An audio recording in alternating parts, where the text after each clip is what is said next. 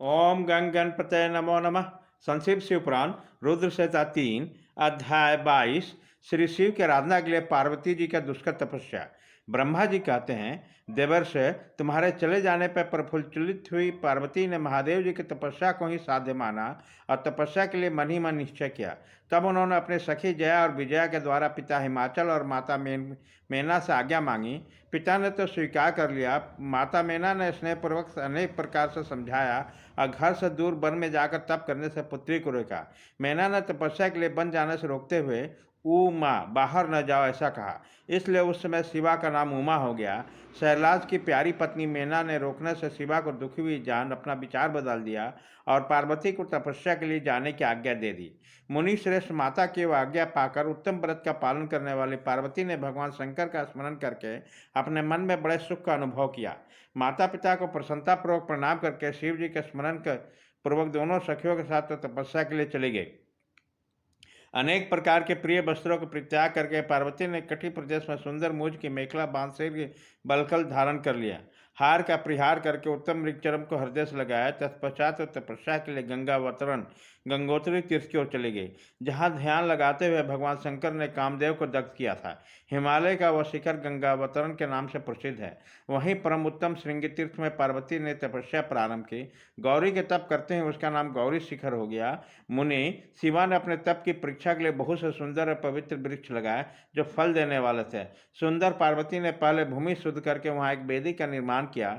तदंतर ऐसी तपस्या आरंभ की जो मुनियों के लिए दुष्कर थी। वे मन सहित मन संपूर्ण इंद्रियों को शीघ्र ही काबू में करके वेदी पर उच्च कोटि की तपस्या करने लगे। ग्रीष्म ऋतु में अपने चारों ओर दिन रात आग जलाए रखकर बीच बीच में बैठकर निरंतर पंचाक्षर मंत्र का जप करती रहती। वर्षा ऋतु में वेदी पर सुस्थिर आसन पर बैठकर अथवा किसी पत्थर के चट्टान पर ही आसन लगाकर और निरंतर वर्षा के जलधारा से भींगती रहती थी। शीतकाल में निराहार रहकर भगवान शंकर के भजन में तत्पर हो सदा शीतल जल के भीतर खड़ी रहती और रात भर बर्फ की चट्टानों में बैठा करते थे। इस प्रकार तप करते हुए पंचाक्षर मंत्र के जप में संलग्न होकर शिवा संपूर्ण मनोवांछित फल के दाता शिव को ध्यान रख करती थी। प्रतिदिन अवकाश मिलने पर सखियों के साथ अपने लगाए हुए वृक्षों को प्रसन्नतापूर्वक सींचती और वहाँ पधारे हुए अतिथियों का आदर सत्कार भी करती थी। शुद्ध चित्त वाले पार्वती ने प्रचंड आंधी कड़ाके की सर्दी अनेक प्रकार की वर्षा तथा दुष्ंग धूप का भी सेवन किया, परंतु ऊपर वहाँ नाना प्रकार के दुख आए, परंतु उन्होंने उन सबको कुछ नहीं गिना। मुने वे केवल शिव के मन में लगाए वहाँ सुस्थिर भाव से खली या बैठी रहती थी। उनका पहला वर्ष फलाहार में बीता, दूसरा वर्ष केवल पत्ते चबाकर बिताया। इस तरह तपस्या करते हुए देवी पार्वती ने क्रमशः असंख्य वर्ष व्यतीत कर दिया। तदंतर हिमवान की पुत्री शिवा देवी पत्ते खाने भी छोड़कर सर्वथा निराहार रहने लगी, तो तपश्चर्या में उसका अनुराग बढ़ता गया। हिमाचल पुत्री शिवा ने भोजन के लिए प्रण का भी परित्याग कर दिया, इसलिए देवताओं ने उनका नाम अपर्णा रख दिया। इसके बाद पार्वती भगवान शिव के स्मरण पूर्वक एक पैर से खड़ी होकर पंचाक्षर मंत्र का जप करते हुए बड़ी भारी तपस्या करने लगी। उसके अंग चीर और बलखल से ढके हुए थे। वह मस्तक पर जटाओं का समूह धारण किए लगे रहती। इस प्रकार शिव के चिंतन में लगी हुई पार्वती ने अपने तपस्या के द्वारा मुनियों को भी जीत लिया। उन तपोवन में महेश्वर की चिंतन पूर्वक तपस्या करते हुए काली के 3000 वर्ष बीत गए। तदंतर महादेव जी ने 60,000 वर्षों तक तप किया। उसी स्थान पर क्षण भर ठहर कर शिवा देवी इस प्रकार चिंता करने लगी, क्या महादेव जी इस समय यह नहीं जानते कि मैं उनके लिए नियम का पालन करके तपस्या कर रही हूँ?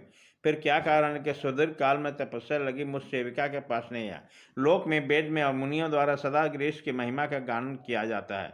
फिर वही कहते हैं, भगवान शंकर सर्वज्ञ सर्वात्मा सर्वदर्शी समस्त ऐश्वर्यों के दाता, दिव्य शक्ति संपन्न और सबके मनोभावों को समझ लेने वाले, भक्तों को उनको अभिष्ट वस्तु देने वाले तथा समस्त कलेशाओं का निवारण करने वाले। यदि मैं समस्त कामनाओं का परित्याग करके भगवान वृषभध्वज को अनुरक्त हुई हैं, तो कल्याणकारी भगवान शिव यहाँ मुझ पर प्रसन्न हो। यदि मैंने नारद तंत्रोक्त शिव पंचाक्षर मंत्र सदा उत्तम भक्ति भाव से विधिपूर्वक जप किया, तो भगवान शंकर मुझ पर प्रसन्न हो। यदि मैं सर्वेश्वर शिव की भक्ति से युक्त निर्विकार हूँ, तो भगवान शंकर मुझ पर अत्यंत प्रसन्न हो। इस तरह नित्य चिंतन करते हुए जटा बलक धारिणी निर्विकारा पार्वती मुँह नीचे के सुदीर्घ काल तक तपस्या लगे रहे। उन्होंने ऐसा तपस्या की जो मुनियों के लिए दुष्कर थी। वहाँ उस समय तपस्या का स्मरण करना पुरुषों का भी विस्मय हुआ। पार्वती के तपस्या का जो दूसरा प्रभाव पड़ा उसे भी समय सुनो। जगदम्बा पार्वती का वो महान तप परम आश्चर्यजनक था, जो स्वभावतः एक दूसरे के विरोधी थे।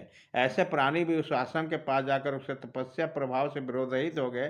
सिंह और गौ, सदा राग आदि दोषों से संयुक्त रहने वाले पशु भी पार्वती के तप की महिमा से वहाँ परस्पर बाधा नहीं पहुँचाते थे।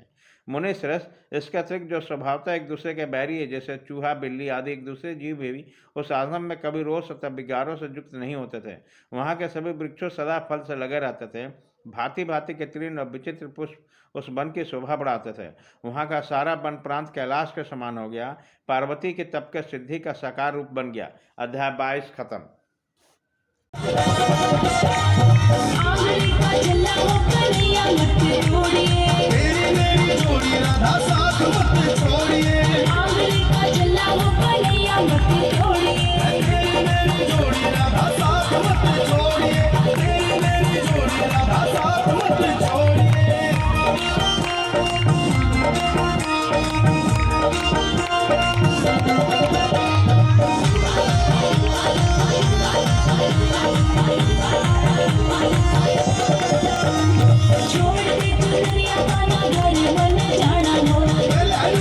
बड़े बात में कल्याण की जिम्मेदारी सरकार की, दोनों हाथ निकाली बता।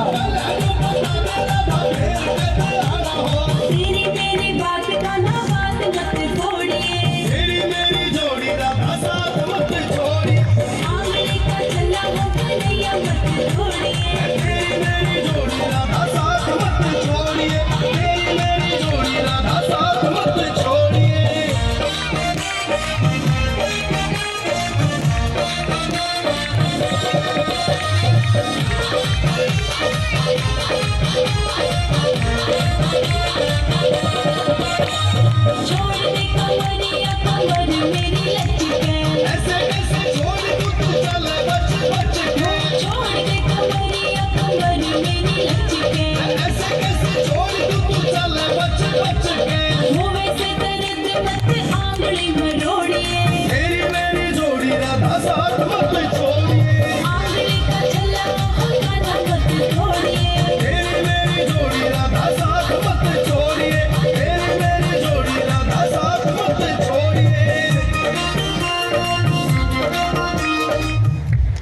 बोलिए बात